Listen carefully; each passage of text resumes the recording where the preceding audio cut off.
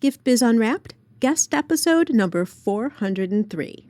Things that we think are going to be horrible may turn out actually to be a blessing in disguise. Attention gifters, bakers, crafters, and makers. Pursuing your dream can be fun. Whether you have an established business or are looking to start one now, you are in the right place. This is Gift Biz Unwrapped, helping you turn your skill into a flourishing business. Join us for an episode packed full of invaluable guidance, resources, and the support you need to grow your gift biz. Here is your host, Gift Biz gal, Sue Monheit.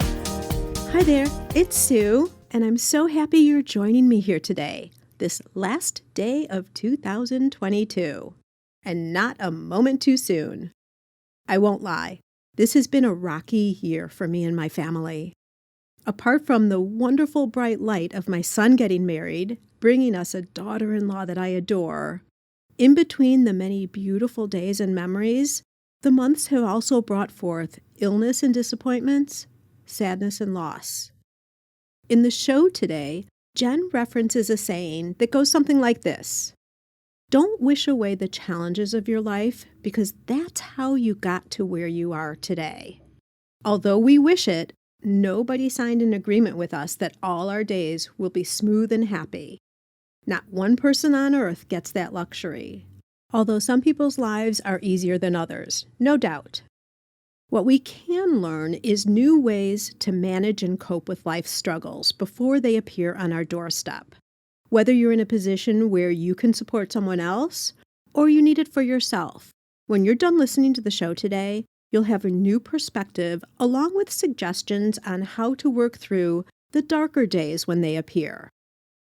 We get to turn the page tomorrow and write a brand new chapter for our lives. My hope is that all your days are peaceful and glorious. Just keep this episode in your back pocket, just in case.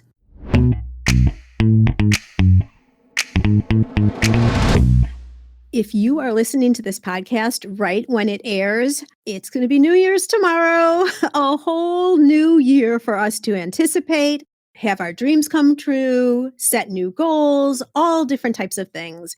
And as I was thinking about the special guest that I wanted to bring on for this show, there was only one choice, and you are going to get to meet her right now. It's Jen Hardy. Jen is the host of the Hardy Mom podcast and is also an author, speaker, coach, disability advocate, and military spouse. This homeschooling mom of 7 calls herself a collector of eclectic diseases and a mystifier of physicians. I know we're going to be diving into why that is. Jen uses her experience with chronic illness to help others with what can be a very challenging journey. And for all of us, as we look into next year, there are going to be things that come our way that we may not have been anticipating. And I want you to remember back to this very special episode to get strength and inspiration when those times hit, because we know they're going to hit all of us. But it's exciting because we're going to have the tools that we need to take care of everything that can get thrown at us. Jen, welcome to the Gift Biz Unwrapped podcast. Oh my gosh, Sue, thank you so much for having me on the show. And I cannot wait. I'm so excited to be part of this. I love what you do. You and I talked, I think, about 5 months ago. Mm-hmm. And that's when we came up with this idea, like this would be the perfect conversation for going into the new year. Absolutely. Yep. And I guess it's good for any time. People who are listening later too, like, life carries on, but there's something about the new year where it's just like, we feel like we're turning over another page. It's brand new, right? We can do anything. Yeah. It's like that new box of crayons that you open up. Exactly. I don't know. We homeschool. And so at the beginning of every year, there's just something exciting about all the fresh new things. And yeah, it's just exciting. And I talked to somebody and he was saying that he thinks of life like a book. And so every section of your life is like a chapter, but we get to write the title for our own chapter. And I think that's perfect for going into the new year, because no matter what has happened in this past year, you can say, I'm starting a new chapter and this is going to be its title. And it may or may not looking like that title, but we can choose how we're going to start it, what we're going to call it. I love that. Yes. So, because I've done this as a tradition for all the years I've been podcasting, I still have to do this with you, Jen. And that is having you describe yourself by way of a motivational candle. So, if you were to close your eyes and just envision a candle that speaks so much to you, what would it look like? Okay, so if I was going to have a candle, it would be I have candles all over my house. I live on an island by the beach, so they're all beachy. So it would look kind of blue because blue is so relaxing, and tan for the sand, and it would smell like the beach because, yeah, that's just, I love to be surrounded by the ocean and it calms me. So that would be what it looked like.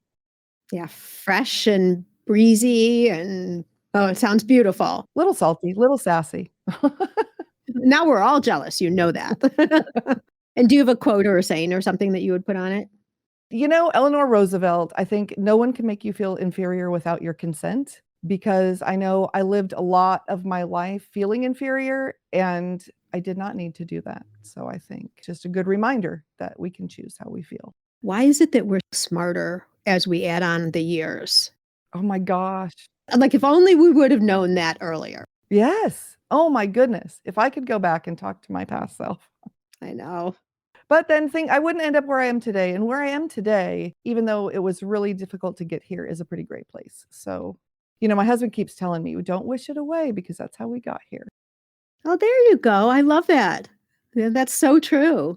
Well, give us a little bit of the understory about that. Like, what's your journey been like? My journey, in the past, there was a lot of abuse, and I don't normally talk about that, but that is kind of how I ended up. I think as I've done a lot of research into health, because I'll talk about my health journey for the most part, but a lot of us with multiple health issues have trauma. And so if you're listening and you have a lot of health issues, it's just something to consider and to handle, I think, because for me, now that I've realized that, I feel a lot better. But in 2013, I was sick. I got diagnosed with a disease called myasthenia gravis, which is a rare disease. And before we could really get a handle on it, I spent 6 different weeks in the hospital in 2014, and I had 20-day-long infusions at home, and no one thought I was going to make it.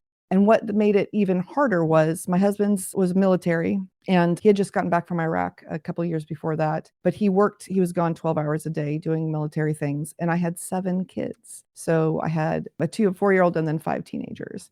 And so it was a really rough time. And I got through that year. I got through the next couple of years, but I was mostly in bed. I had been in a wheelchair for a while, couldn't leave my room because there were steps to go up. So everybody just had to either come to my room or I was by myself. It was a very rough time. And then in 2018, my doctors told me there was really nothing else they could do but make me comfortable. And it was really, really hard.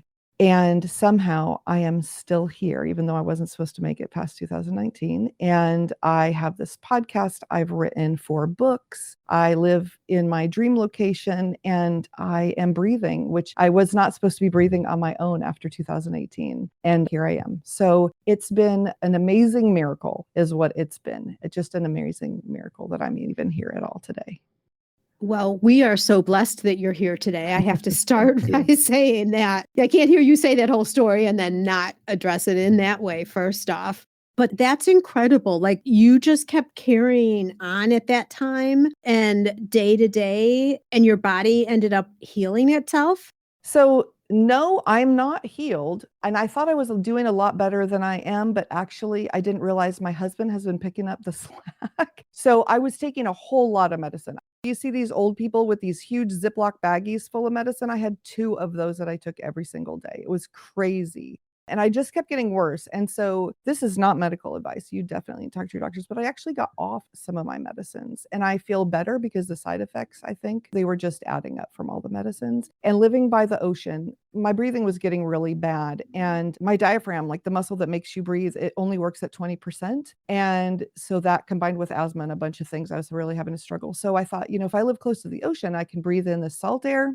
It might help. And it has. So yeah, it's really been a miracle. The fact that I'm here is a miracle. I also have muscular dystrophy. So almost all of the muscles in my lower back are completely gone. They're just gone. They've been replaced by fat. And the doctor said, I shouldn't be sitting here. I shouldn't be walking. And yet we met at PodFest with me walking around, meeting everybody. I'm just thankful every single day that I'm here, honestly. Not only that, at PodFest, you went to the late night party and I didn't. I stayed back. I did go to the late night party. But that's part of the reason why this episode at this point in time is so great because, and I'm not sure how much we'll get more into your story or how this is going to evolve. It's all free flowing. But I think of people out there at any age, right? You can be younger, you can be older, whenever. And there can be things that you're struggling with of all different sorts. It can be physical or mental abuse. It can be disease. It can be debilitating things that happen. It can be an accident that's left you in a wheelchair. There are all of these types of things, and that can sound very depressing for a New Year's Eve day podcast.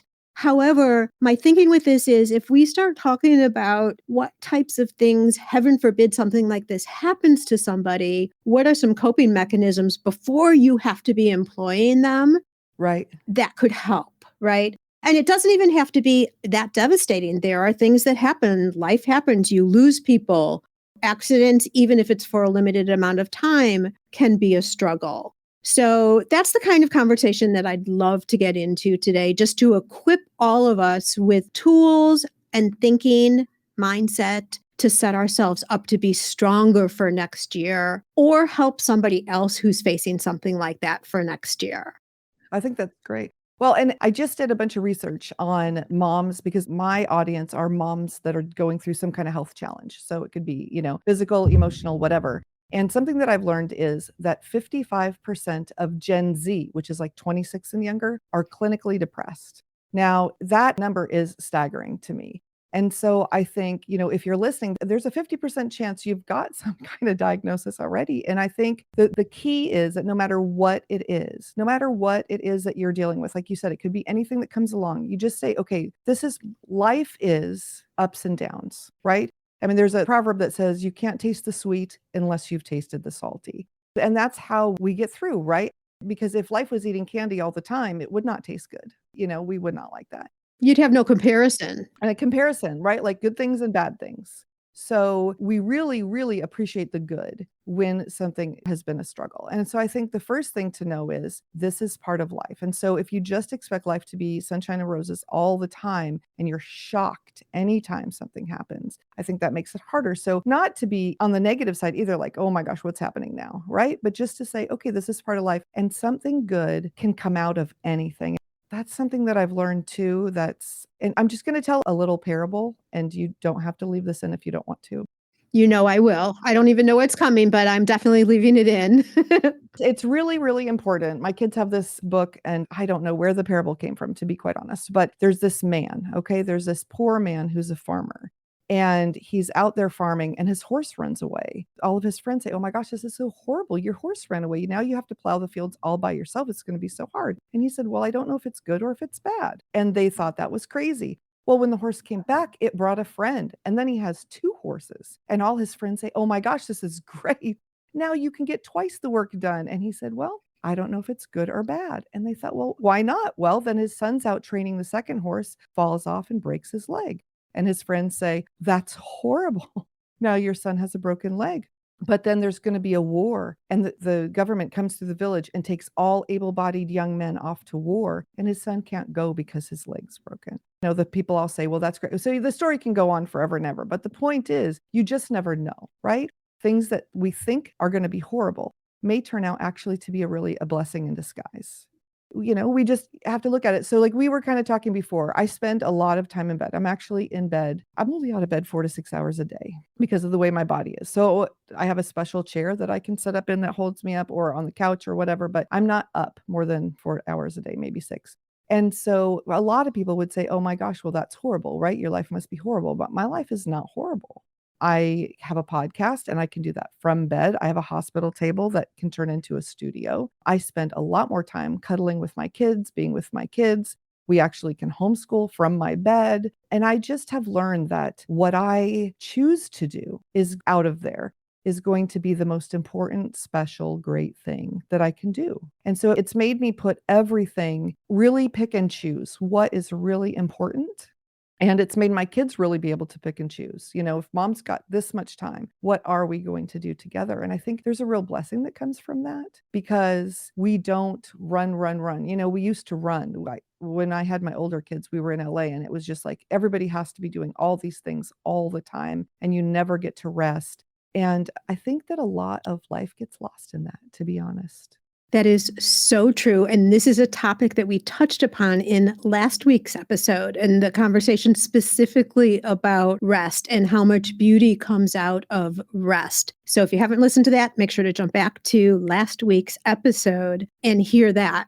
But first, I want to say this is so good because a lot of handmade creators are homebound. I have no idea what percentage, but I've talked to quite a few people who started making a handmade craft for their own enrichment and fulfillment because creating things with your hands is psychologically very helpful. And then it's something that they can do where they're feeling of value. And so a good portion of our audience of handmade creators are in some type of situation like that, where they're in a special bed or wheelchair. They couldn't get out, let's say, to craft shows. Someone else either has to sell that way or they're doing things online. And it's the positioning of how you talk to yourself about your situation that is so important. Absolutely, because that's how I started. Well, I started a blog in the beginning and then I wrote a book and then I started my podcast. And it was all because I'm a mom with 7 kids with multiple chronic illnesses. And when I would go online, everyone was just like whining and complaining, but nobody had a solution. How are you supposed to live? How are you supposed to parent and not succumb to that? Just that, whoa, why me? Mm-hmm. How do you do that? Well, I think it's important to notice that when you're diagnosed with something, or even before the diagnosis, something's going on with your body. It's important to realize that it's kind of like a death in a way, because it's a death of the life you knew. It's an ending of what you thought might happen, what you thought might be, whatever. And to realize that if you grieve it, you allow yourself to grieve it. And there's like the Kubler-Ross 7 stages of death where, I don't know them off the top of my head because brain fog. But if you research that, allow yourself to go through that. Allow yourself, some days you're going to get angry. Some days you're going to be frustrated. All these people are doing things, and especially other people don't understand. If I say I'm barely out of bed, but then they see me and I don't look sick. I don't know what looking sick is supposed to look like, because I think when people picture that you can't get out of bed, they picture you looking, I don't know, not like everybody else does. Like you're sick, because normally you think if you have to be in bed all day, you're sick, right? Right. Like you look like somebody with the flu or whatever.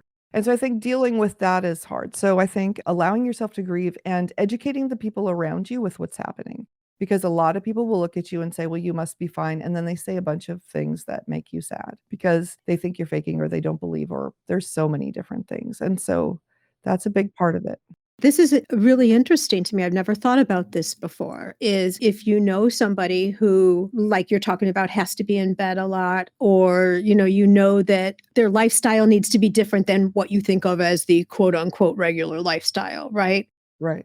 There could be people who are thinking, oh, this is a sympathy play. She's really better. Look at her. She's better. Like, she doesn't look bad. She's just playing off our sympathy or something. And you're really putting up the flag and saying, no, attention, attention. That's not the case. Exactly. They may look just fine, but struggling physically, mentally, whatever. Right. Well, and I've talked to so many people that say, oh, you do that? Well, my daughter thinks she's sick, or, my mom pretends like she's sick, whatever. And I'm thinking, no, this is exactly what I talk about. So they probably really are sick and you just don't understand. But, there are people who fake it, right? There are people who play for sympathy. There are people who fake it, who just want attention, who are like, oh, But what I've learned in dealing with a lot of people is there's a lot less people that are doing that than people think. Interesting. And so how should we interact with people like that? What's the right thing to say? I mean, you want to show sympathy, but you don't want to go too far. Hopefully through this conversation right here, you've enlightened me, but let's enlighten everybody that, rethink this. Even if they look great, they may not really be great. So I have to tell you that on my podcast, on the Hardy Mom podcast, episodes 97 and 98 are specifically about that, what to say and what not to say to somebody. But I think not to say things like, oh, I wish I could sleep all day, or I wish I could nap all day, because our nap isn't because we want to just put our feet up and eat bonbons. It's because we're horribly exhausted. I think the word fatigue, chronic fatigue, it's like, oh, you have a little fatigue. It doesn't, I don't know that word. It just drives me crazy. People are like, I don't know. But I think, what not to say is to downplay. You don't need to downplay it. If you feel like they just want attention, you don't have to say much at all, but don't, oh, I'm sure you're fine. Just get up. And then not giving people really weird, oh, well, if you just ate lettuce and nothing else for 30 days, or like we hear all these random things. All the advice, right? From people who have no clue. Right. And just because it worked for Aunt Betty, whatever. And then the things to do are, like if you live around the corner from me and you're running to the store, it'd be great if you said, hey, do you need something? You need milk, or I am out of milk, but I'm not going to call you every time that I can't go to the store. And then the second thing is if someone is very unwell and they're really struggling and they have kids, offering to take their kids, even if it's for a couple hours, just to let them rest for me, was the biggest thing and the hardest thing to get people to do, honestly. And if you offer something, follow through. If you don't want to offer, don't offer. I think that's probably the hardest part. Is a lot of people will say, oh my gosh, what do you need? But then they have no intention of following through with it. So just don't say it. Well, and sometimes, I know that I want to offer support in situations like that, and I genuinely don't know what they need. But I love the idea that you're suggesting here about offering up actions that can take the weight off of their day in some way. Very typical, if someone's not well or someone's passed in a family, you make meals and you bring them to the house, right? But these other ideas that you're talking about, calling and saying, hey, I'm on the way to the grocery store, coming right by your house. Can I pick something up for you and drop it off? Right. Things like that. So I love that idea of suggesting a couple of things that you could do for them that you would want to do versus something that feels bigger, like emotional support feels bigger. And it's hard to give emotional support if you don't have experience, knowledge, or you're not as close to them either. Right. They're not going to necessarily open up to every single person in their life, depending on how close a relationship you have. So that's great advice, Jen. I love that. And then one other thing, and you can do this whether don't feel well or not, but I had a neighbor in my last neighborhood and she lived right next door to me. And what we did was one day I made dinner and I just doubled it and shared with her. And one day she made dinner and doubled it and shared it with me every single week. So there was one day every week I didn't have to cook or pay for dinner. And it really wasn't harder for me while I was already cooking to make it a double batch, right? And that took so much weight off because cooking for me is just exhausting. And my husband's now home and he's helping, but before he couldn't. And so that was just an amazing. Plus, she's Japanese. She's from Japan. And so I had authentic sushi and Japanese food all the time. It was so wonderful. But I think that's another thing too. And just if you have your own job too, if you're doing these crafts and you've got your own business and you're busy because especially, the beginning of the year, you're trying to get things going and you can work with somebody that lives relatively close and say, hey, you're busy, I'm busy, let's do this thing. And it would really help everybody. That's just one of my favorite things. We were talking earlier about just the whole mindset. I loved what you were talking about in the very, very beginning about a book and turning a chapter. And let's start new with what's going to happen from here on out. So that sounds great. You turn a page and you've got your pen and everything's clean and you start writing. But how does that work with all the things that go on in your mind about your life and how it is? Let's say you're the one that's affected by something that's changed. What do you say to yourself in your mind to get yourself on a positive path? How does that work? So for me, I actually am a big fan of having a pity party. And so what I do is I set a timer and it can be 1, 5, or 10 minutes, depending on what the issue is. And I'll actually do this with my kids for 1 minute too, is an amazing thing. So let's say you're thinking, oh my gosh, I've got this and this and this, and it's not going right. And I'm so sad. In our culture, what we do is we say, just suck it up, just get over it. Don't deal with it. Just move on. Right? That's what we say. But that doesn't happen. And so what happens is you bury it and you bury it and you bury it, comes up and you bury it. And then you end up having all these things in your head that are negative that you've shoved down for so long. Right? And so my thing is this, no, if something comes up like that and it's an appropriate time or wait till you get home, whatever, You set a timer. You can go in your room, or if you have little kids and they drive you crazy, you can go in your bathroom, lock the door, do whatever, and just let yourself get it out. Just talk about, oh my gosh, this is driving me crazy. I can't believe it. I feel sick. I don't want to feel sick. Whatever. This is changing my life. I don't like it. You like all the things that you're thinking, you literally verbalize them and get them out. Because once we get it out, it doesn't hold that power over us anymore. It's not our secret anymore. Because if you've got all these things inside that you're holding on to and you're kind of hiding from everybody else and you don't even want to say, people are like, oh, don't say it, it might come true. Well, that's a lie. I mean, those are just, I don't know why we hear these lies. Just say it out loud. Just get it all out. And then for me, when the timer beeps, then I'm done with that thing. Now, will that come up again later? It might, and I might do it again. But for me, it just lets me get it out. Okay, now I can move forward. So would you say then that, let's say you're sick for whatever reason, and you're going through treatments that are a month. I'm just putting some brackets on it, just by way of example. And it's totally disrupted your life. By doing a pity party, let's say you decided, you know what, I'm doing a pity party for an hour every Tuesday morning, because this is terrible. I'm going to admit it. This is horrible. It's happening, but I'm just going through it. So then would you say that if you do a pity party, you do your hour, and does that take and release some of that negative energy for the rest of the time? Because you can always say, you know what, like, let's pretend it was me. I'll say, Sue, you know what, there's going to be a time for it again next Tuesday morning. But for now, let's focus on tasks at hand, what's happening with the day. And so you almost are slotting your pity time into a slot on your calendar, really. Exactly. Well, and if you've ever noticed, if a woman tells a man what her problems are, she just wants to get them out, right? But he wants to give her solutions. But I don't know about you. When I'm talking to my husband, I'm like, okay, just let me get this out, right? Just let me say these things, because as I'm saying them frequently, I come up with my own solutions. And so by allowing yourself to say these things out loud, you're not just whining, although some days may just be whining. But also a lot of times when you hear yourself say something, you'll be like, oh, wait a minute. Yeah, these treatments are horrible and I feel really sick and I only feel good if I eat peanut butter before I go and I'm sick of okay, well, so eat peanut butter before like you'll find the solutions a lot of times in what you're saying. So you're releasing the negative energy, and you might even get some positive feedback from yourself right back out of it, which sounds crazy, but if you try it, it really does work. No, that makes a lot of sense to me. And just so much of what we say to ourselves and think positions and help and either makes us feel sicker or makes us feel better, even if we've got the same symptoms. It's that whole mindset. Exactly. Well, and always telling ourselves, like, stop thinking about it, stop complaining about it. I'm not allowed to talk about it, right? But then you're always telling yourself that you're wrong too, like in your self-talk. By telling yourself you're not allowed to think about negative things, you're not allowed to, it adds more negativity. So yeah, if you're giving yourself permission, you're telling yourself, I'm not wrong for wanting to talk about this.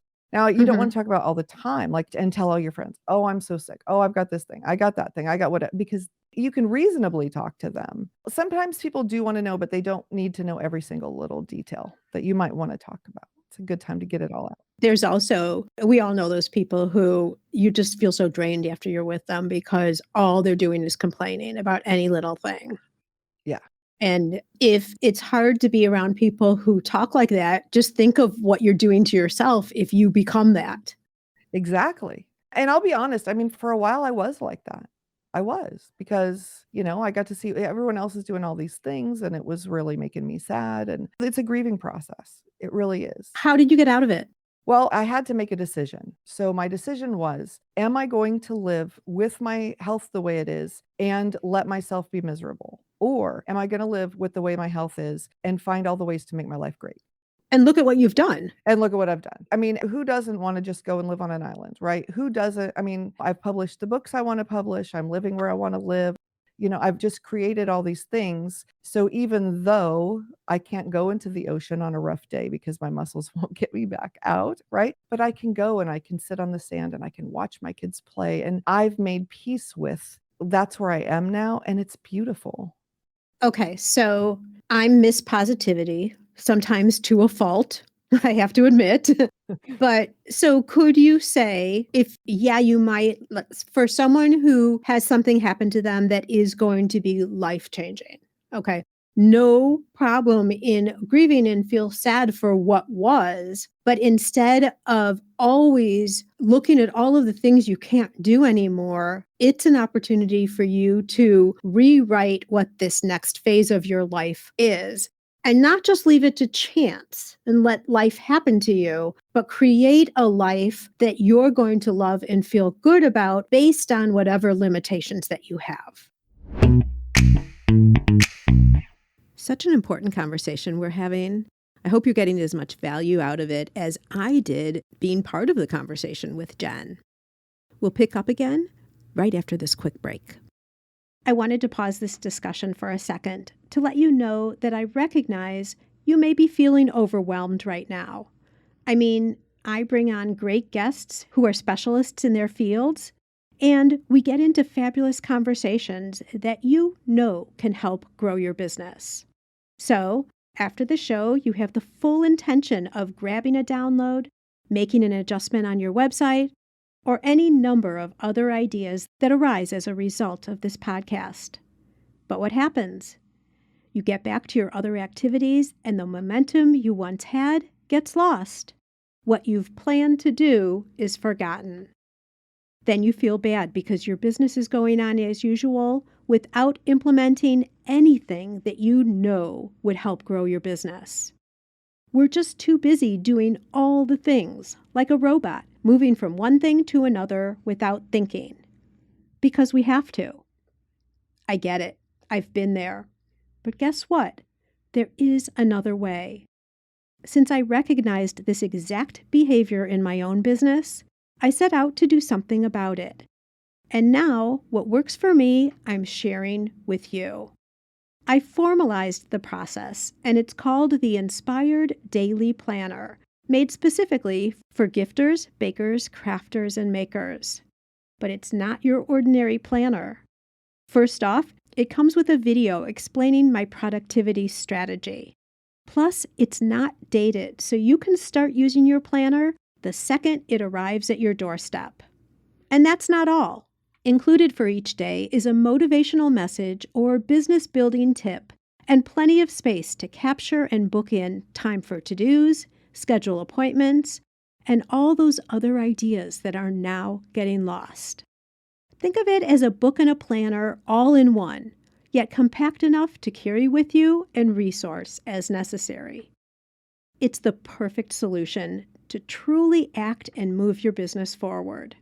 Go to giftbizunwrapped.com/inspired to get your hard copy planner along with my Power of Purpose video that will set you on the path for true business growth. This makes a great gift too. So if you have a biz bestie, pick up a planner for them too. That link again is giftbizunwrapped.com/inspired. Okay, let's get back to the show. Well, and I'll tell you about one of my dear friends. She was the first person I interviewed on my podcast. She trained horses. She designed websites. She homeschooled her children. She is now a business coach, and she's always been legally blind. So try to wrap your brain around that. So if she can train horses and she can design websites and she is legally blind, what can you not do? I mean, you can do anything, right? You may have to adapt it. You may have to have it be a little different than you originally planned, but you can do it. You just have to figure out, how. And you have to be willing to make peace with the fact that parts of your life will look different than everyone else's. But everyone's life is different in some way. And this is what we try to explain to our kids too. Everyone's got something going on. We might not know what it is, but everyone has something. We're not all Superman. We can't all go do every single thing, right? And so it's just a matter of, I think, it's just making peace with things, because there's some parts of our life that might not have been what we've chosen, but everyone has that. How do you feel about getting some professional help to get you there? Because not everyone can just do this for themselves. Like, we can easily talk here, but just, do your pity party. Then you should be fine. Just go on and build this whole new life, right? Right. But I get that it's not that easy. And sometimes you need some professional direction or people who are trained to be able to guide you to that path. Yeah, absolutely. And I think definitely if especially somebody's really struggling, because like I said, I mean, the numbers of being clinically depressed and clinical anxiety right now are through the roof. And so if you need help, get help. But I also will say be cautious about who you get help from. But definitely, if you're struggling, don't struggle alone. Definitely don't struggle alone if you need, and reach out. And there's all kinds of different help now. So there's psychiatrists that can give you medicine, or there's psychologists that you can talk to, or social workers. And then there's life coaches, and there's all different kinds of people. So find someone who's doing the kind of thing you want to do, or someone who's really talking about the kind of place you want to be in, right? Psychologically, mentally, and work with that person because you've got options. So I think that's important to know as well. That was a really hard thing for me is I kept looking for help for moms with chronic illness. I couldn't find it. My husband, after a year, said, you're supposed to create it. If you're looking for it, and I really feel like you're the one who's supposed to create it. And I thought, yeah, but it should be a positive thing, right? Like you're saying, you're very positive, and I wasn't feeling positive. And I said, I just don't want to be a hypocrite because that's not right. I can't tell everybody else to just be positive while I'm just really sobbing in my bed.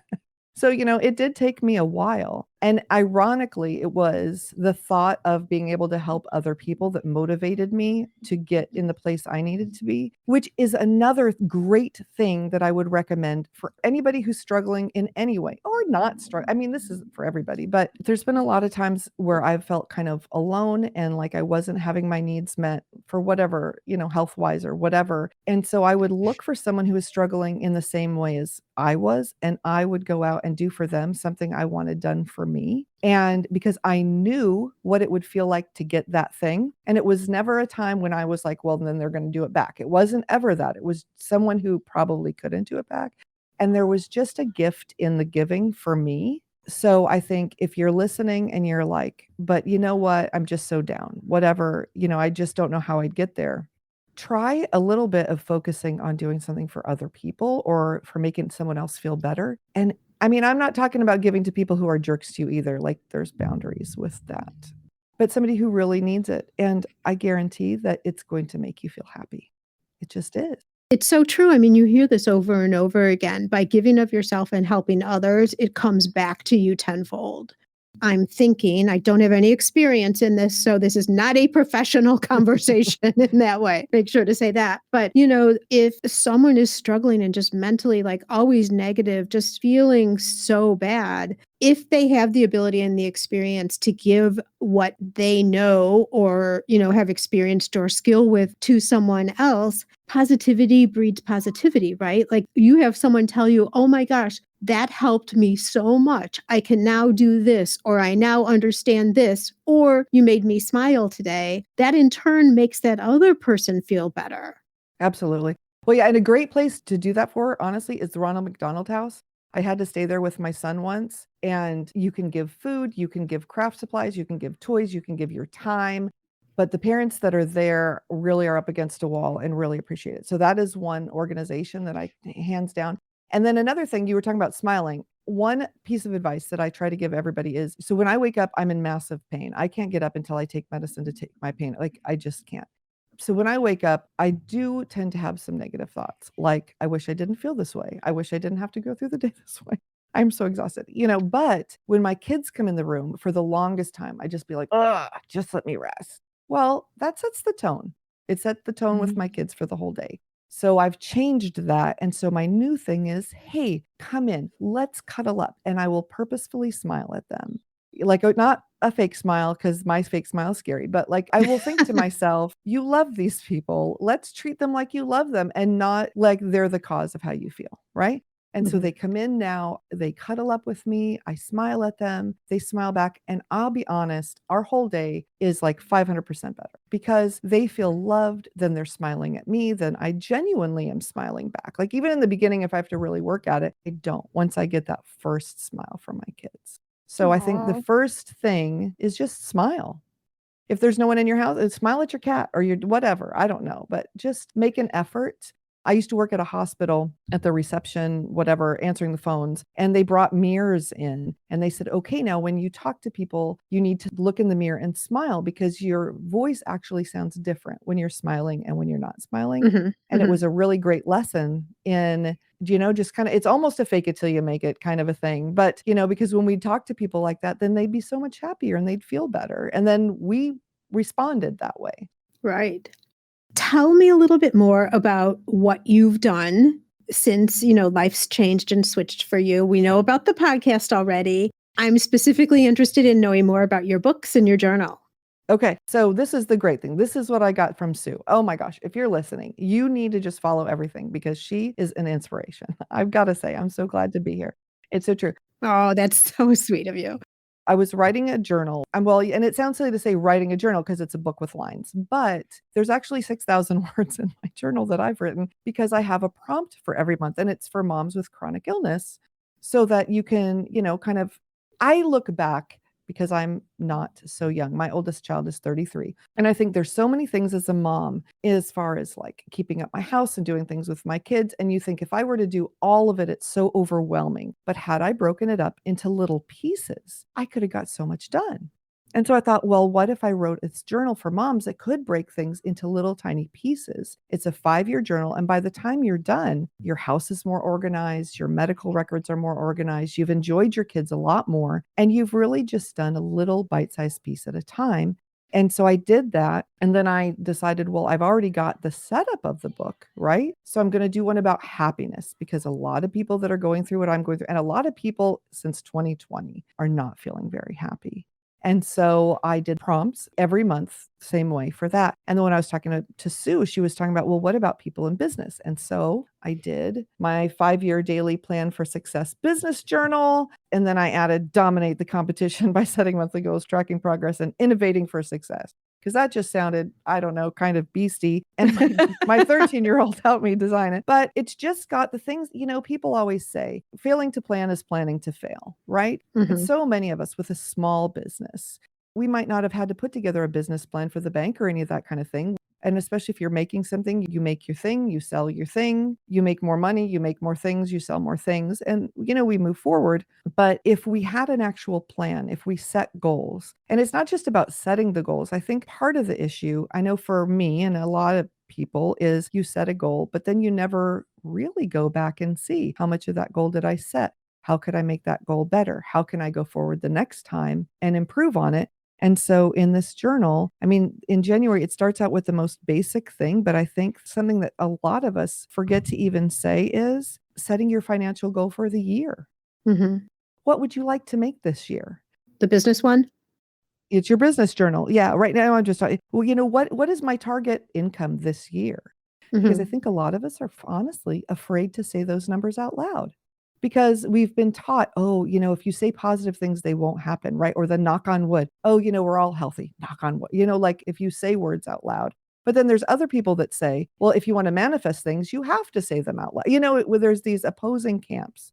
And I think we just need to say what we want and mark it down. And so with this journal, you write down your goal. And then through the month, you can write the different things that you're doing to get there. And then when you come back the next year to January, you'll see, what did I write last year? Oh, I met that, or I exceeded that, or, oh, I didn't come close to that. So what did I do? And you can go back through the journal and see, this is how I was trying to get there. And if I exceeded it, what of those things can I do more of? And if I didn't get there, okay, what do I need to let go of and change? Well, and this is one of the things that makes your journals, no matter which category is the one you would want to focus on, different than other things that we see out there because it doesn't have that year-to-year comparison. Because usually when you're done with a year, you close up that calendar, journal, planner, whatever you want to call it, and put it away. This one has 5 years running all in one spot, right? Which means it probably doesn't fit in your purse.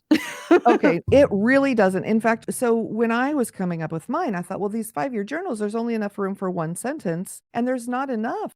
I had one during the epidemic and I was trying to write what was happening and I could only write a couple sentences and I wish there had been more space because there was a lot happening. So I did mine 8.5 by 11. So according to Amazon, they are 2.5 pounds of paper. It is a lot. But there's a lot of space then. There's at least a full paragraph, if not two, for you to write for every day if you want to.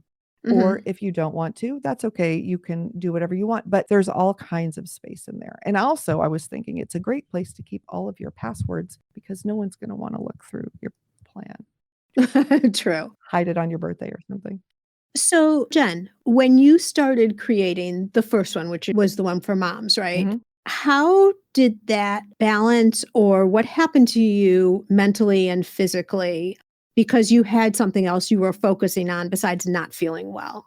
Oh my gosh, it's such a help because instead of thinking about my symptoms, I'm thinking about what I can do to make this better. And then when I finished it, it's beyond an adrenaline rush. It just felt so good. And they all ended up being on Amazon within 1 week. And it just feels so good. And so every time I look at that, I think, I did that. Even though I don't feel so great and whatever, I did it. And my 13-year-old actually designed the whole cover for the happiness journal. And so to give her a space for that, that felt really good too. But it takes your mind off yourself. And I think when you're dealing with a chronic issue, it's so easy to think about ourselves and focus on those negative things. And your limitations, like thinking of just all the things you can't do. Exactly. But here, and that's pretty much why we wanted to talk today, is look at all that you've accomplished with, as you've described, how much time you're actually up or how you can be productive if you do need to be in bed. I mean, let's just start with a person who has what we'll just call normal health. 7 kids, Jen. Like, Yeah, it's a lot. It is a lot. right? So you are a living example of all that you can accomplish, right? That's very sweet. I don't know. I don't think of it that way, but thank you. Well, not a chance for me for 7 kids, I can tell you that right now. Even 20 years ago. Oh, gosh. So as we kind of start to wind down here, Okay. we've got the next year coming upon us. We have no idea. Each of us in our own way are going to encounter different things. Either they're happening to us, happening to people that we love, or our friends that we love, whatever. Couple of tips for us, I think on both sides, like couple of tips for us on what to do as a friend when someone has to have a change of life for whatever reason. I think just saying, it's okay to say, I don't know what to say. Mm, It's okay to say, I'm so sorry. This has got to be really hard. And I don't know what to say, but I'm here because a lot of people will ghost you. And so I don't need somebody there is no exact right thing to say anyway. And so just to say, I'm here, or wow, you're really strong. I don't know how you're going. Not that they have a choice of how they're going through it, but acknowledge like that's really strong, or just things like that. just showing up for them, just being there. Just show up. I think that's number one. You can admit you don't know what to say. You can admit you don't know how to act. I think just to say, but I'm still here, especially if somebody has something like cancer. I think that word is so scary to everybody.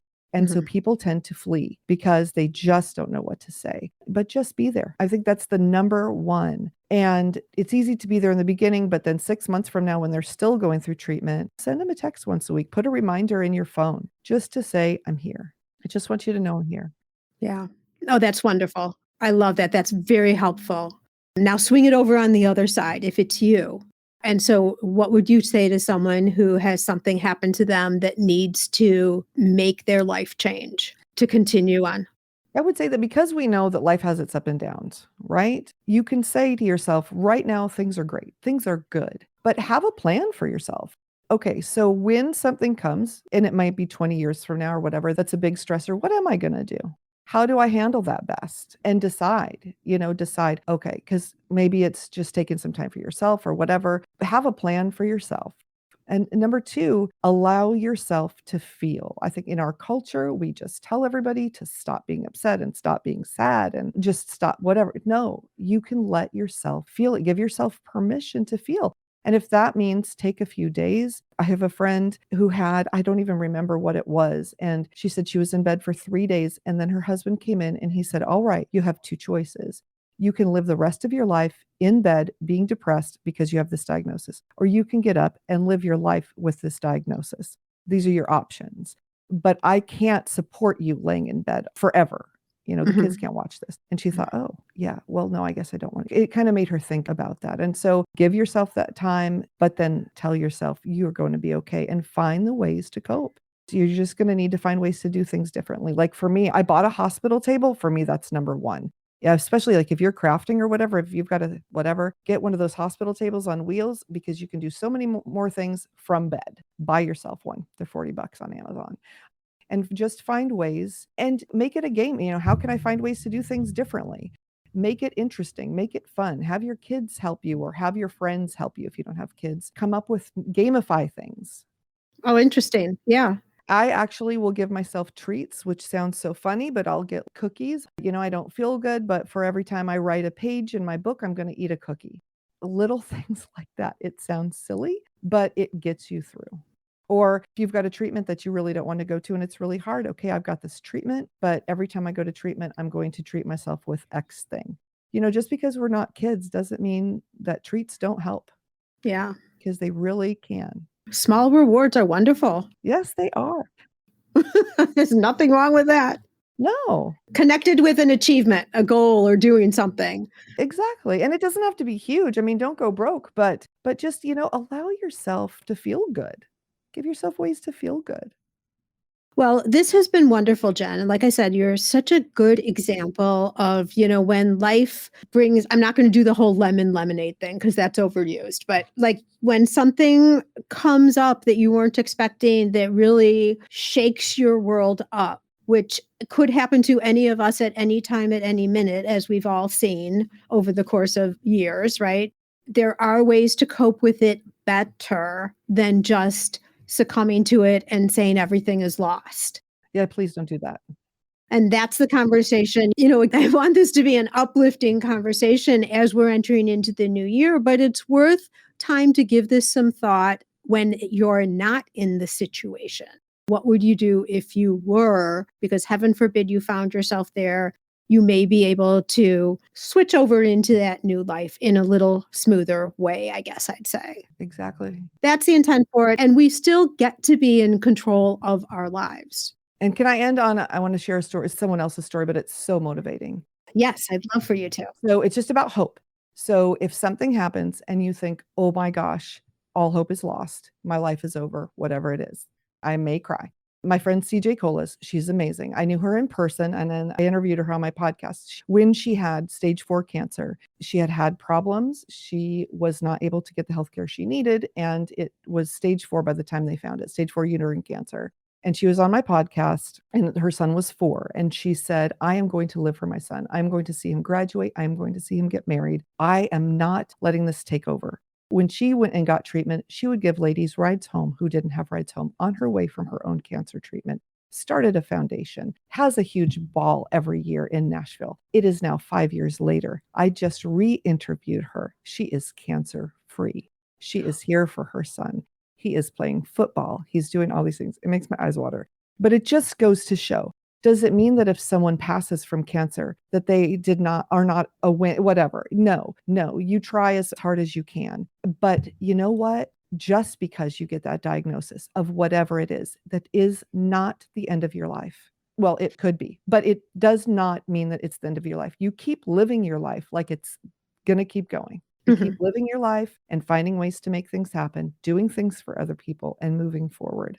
Even when your body's pushing back, because at least you'll have peace, you'll have happiness, and you'll enjoy your life while you're here. That's the goal.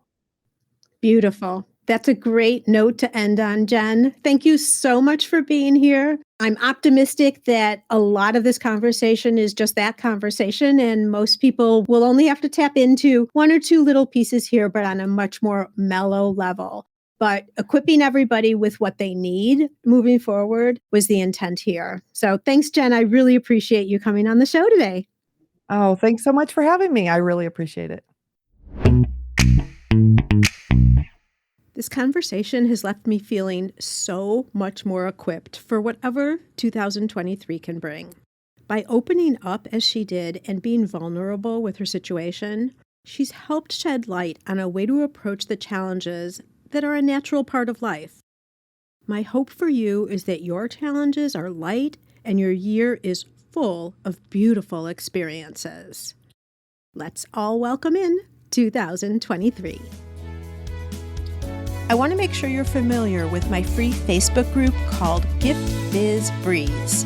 It's a place where we all gather and are a community to support each other. I've got a really fun post in there that's my favorite of the week, I have to say, where I invite all of you to share what you're doing, to show pictures of your product, to show what you're working on for the week, to get reaction from other people, and just for fun because we all get to see the wonderful products that everybody in the community is making. My favorite post every single week, without doubt. Wait, what? Aren't you part of the group already? If not, make sure to jump over to Facebook and search for the group Gift Biz Breeze. Don't delay. Come join us in Gift Biz Breeze. Today,